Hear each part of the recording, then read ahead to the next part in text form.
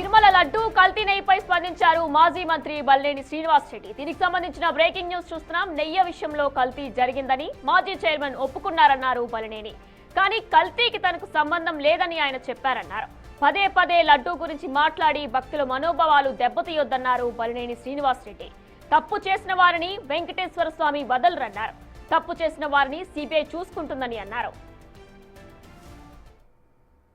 ఒకటైతే చెప్తున్నా, నెయ్యి విషయంలో క్లియర్గా చైర్మన్ గారు కల్తీ జరిగింది కానీ నాకు సంబంధం లేదన్నారు.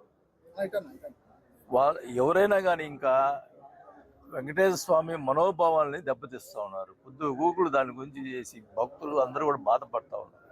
ఇంకా దాని విషయం వదిలేయండి. ఆ వెంకటేశ్వర స్వామి చూసుకుంటాడు.